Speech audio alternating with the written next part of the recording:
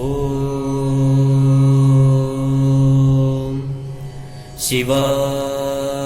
திருச்சிற்றம்பலம். தென்னாடு உடைய சிவனே போற்றி, எந்நாட்டவர்க்கும் இறைவா போற்றி. அருள்மிகு நால்வர் பொற்றால் எம் உயிர்த்துணையே. திருச்சிற்றம்பலம். பெரும்பற்ற புலியூரானை பேசாத நாளெல்லாம் பிறவா நாளே என்ற அருள்வாக்கை அருளைச் செய்த அருள் திருநாவுக்கரசு பெருமானார் பொன்னார் திருவடிகளை தலைமேற்கொண்டு வணங்கி அப்பெருமானார் அருளிச் செய்த சிவபெருமானை பெரும்பற்ற புலியூரானை பேசாத நாளெல்லாம் பிறவா நாளே என்ற அருள் வாக்கை எடுத்துக்கொண்டு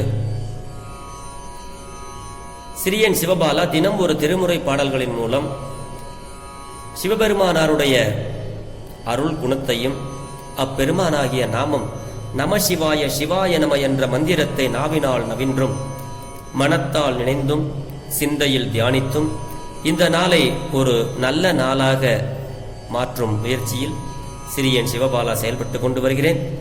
இதற்கெல்லாம் சிவபெருமானாருடைய திரு அருளினாலும் அருளாளர் பெருமக்களுடைய குரு அருளினாலும் அடியார் பெருமக்களாகிய உங்களின் அன்பும் ஆசீர்வாதமும் ஊக்கமும் முன்னின்று அருள் செய்ய சிறியன் இப்படி ஒரு பெயர் பெற்றுள்ளேன் என்பதை உணர்ந்து இன்றைய பெரும்பற்ற புலியூரானை பேசாத நாளெல்லாம் பிறவா நாளே என்ற சிந்தனைக்கு செல்வோம். அடியார் பெருமக்களே, சிவனருட் செல்வர்களே, சிவ அன்பர்களே, உங்கள் அனைவரது பொன்னார் திருவடிகளையும் வணங்கிக் கொண்டு நாம் இப்பொழுது பெரும்பற்ற புலியூரானை பேசாத நாளெல்லாம் பிறவா நாளை சிந்தனைக்குள் செல்வோம். அருள் திரு மணிவாசக பெருமான் திருவடி போற்றி. அருள்மிகு மணிவாசக பெருமான் அருளிய திருவாசகத்தில் 28வது திருப்பதிகமான வாழாப்பத்து என்ற பதிகத்தினுடைய 10வது பாடலை சிந்திப்பதற்கு இன்னைக்கு நமக்கு சிவபெருமான் அருளை வழங்கி இருக்கிறார். இந்த பாடலை தெரிந்த வரையில் உங்களோடு பாடி எனக்கு தெரிந்த பொருளை, நான் படித்த பொருளை உங்களோடு பெருமானாருடைய புகழை கூடி பேசி மகிழ்கிறேன். திருச்சிற்றம்பலம். பழுதில் தொல் புகழால் பங்கனி அள்ளாள், பழுதில் தொல் புகழால் பங்கனி அள்ளாள், பற்று நான் மற்றிலேன் கண்டாய், பற்று நான் மற்றிலேன் கண்டாய், செழுமதி அணிந்த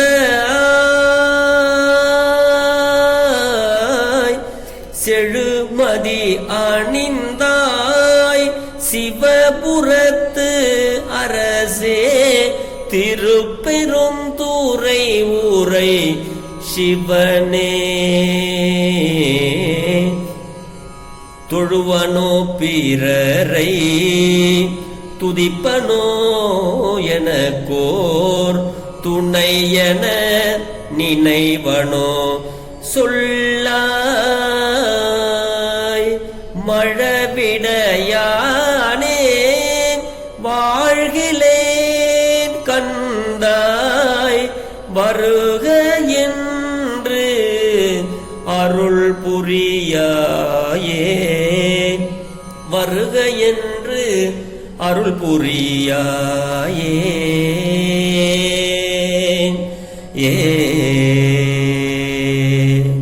திருச்சிற்றம்பலம்.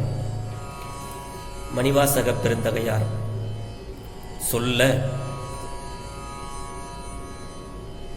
சிவபெருமான் எழுத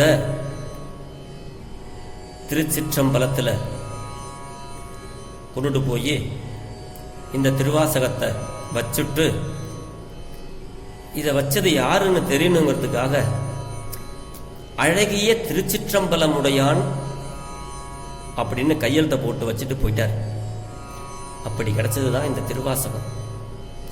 திருவாசகத்துக்கு உருகாதார் ஒரு வாசகத்திற்கும் உருகாதார் அப்படின்னு ராமலிங்க அடிகளார் சொல்லுவாங்க. உருகி உருகி பாடுறது திருவாசகம். இந்த பாடல்ல சுவாமி என்ன சொல்றாருன்னா, பழுது அப்படின்னா குற்றம்னு அர்த்தம்.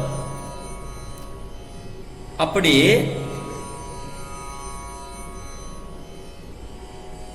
பழுதி தொல்புகழால், அதாவது குற்றங்கள்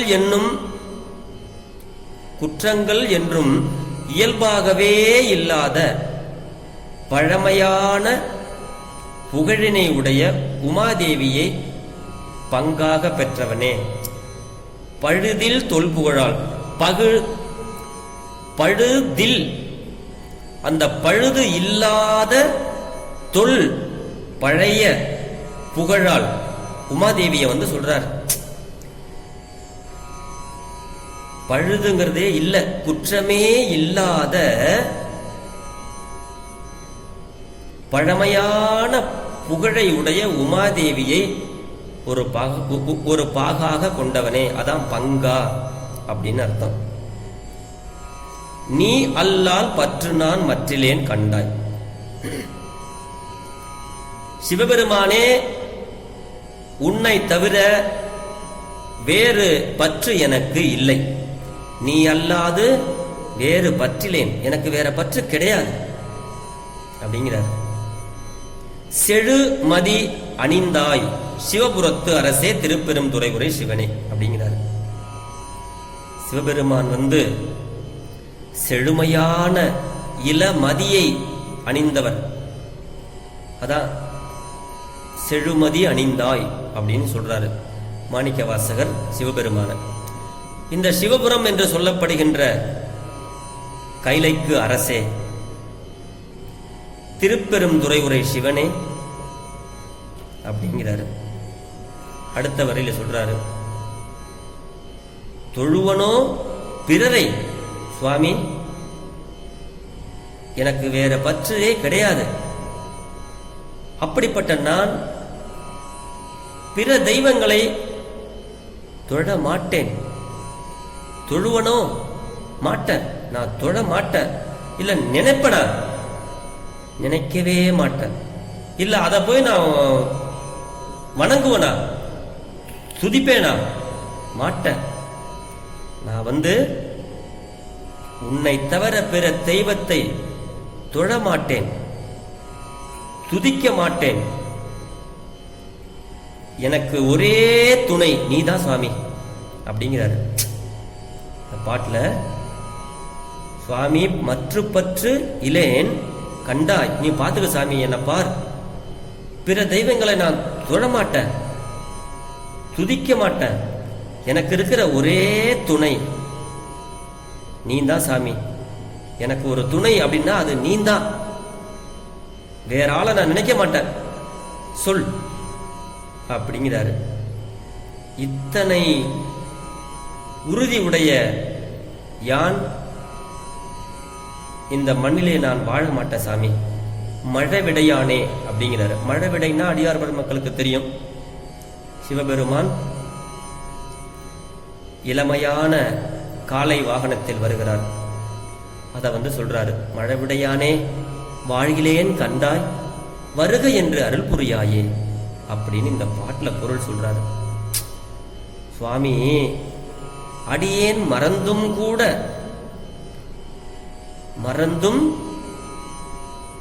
புறத்து மற்ற தெய்வங்களை தொழமாட்டேன், புறந்தொழேன். வேற யாரையுமே நான் தொழமாட்டேன்.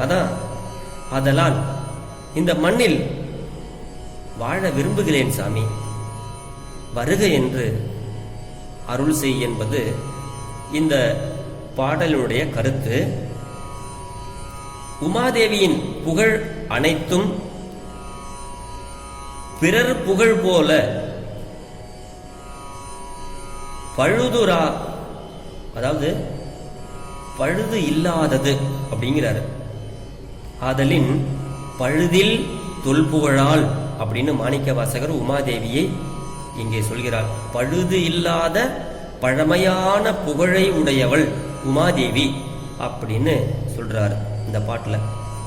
திருக்குறள்ல பொருள் சேர் புகழ் புரிந்தார் மாட்டு அப்படிங்கிற குறள்ல பரிமேலழகர் அதுக்கு உரை சொல்றாரு. இறைவனது மெய்மையான புகழை விரும்பினாரிடத்து அப்படின்னு அங்க பொருள் சொல்றாரு. அதே வரிய இங்க நமக்கு நினைவூட்டுறாங்க. புகழ் புரிந்தார் மாட்டு அப்படிங்கிறது அந்த பழமையான புகழை இங்க இறைவன் அந்த புகழை சொல்றதுல இங்க உரையை நம்ம சிந்திக்க சொல்றாங்க. பிற தெய்வங்களின் புகழ்களில் சில உபசாரமாகவும் ஒரு காலத்து பிழைத்தும் போனவனாகவும் உண்மை இன்று இருக்க இறைவியின் புகழ் என்றும் நிலைத்த பழமையானதாக விளங்குதலின் இங்கனம் அருளினார் பழுதில் தொல்புகழால் அப்படின்னு சொல்றார் இந்த பாட்டு. இந்த வண்ணம் விழித்து உமையொரு பாகனாக விளங்கும் நீ கருணை புரிந்தே ஆக வேண்டும். சுவாமி, எனக்கு நீங்க கருணை புரிந்தே ஆக வேண்டும் என்ற குறிப்பு இங்க வருது. குற்றமே செய்யாதவர்களையும் காத்து உயர்நிலை உதவுகின்றவன் நீ அப்படி என்பார். அதனால செழு மதி அணிந்தாய் அப்படிங்கிறாரு. ஏன்னா அந்த மதி, இந்த நிலவு அந்த தலையில சூடி இருக்கிறாரு, அது எவ்வளவு தவறுகள் செய்து தெரியுமா? அது ஒரு நாளைக்கு சொன்னோம்னா நம்ம அவ்வளவு தவறு. அப்படி இந்த நிலவு பண்ண அத்தனை பாவங்களையும் போக்கி யாரும் அடைய இயலாத உன்னுடைய திருமுடியை அவனுக்கு இடமாக தந்த பெரும் கருணையாளனாகிய நினக்கு, அதாவது உனக்கு என்னை ஏற்பது முடியாதது ஒன்றும் இல்ல சாமி, என்னை ஏத்துக்கோ. நீ பிறருடைய தவறுகளையும் குற்றங்களையும் பொறுப்பவன், பொறுத்து அருள் புரிகின்றவன், பெரும் கருணையாளன். அப்படிப்பட்ட நீ என்னை ஏற்பது முடியாதது ஒன்றும் இல்ல சாமி, என்னை ஏத்துக்கோ அப்படிங்கிறாரு. உன் இயல்புகள் அனைத்தும் உன் அருளால் உயர்ந்த யான்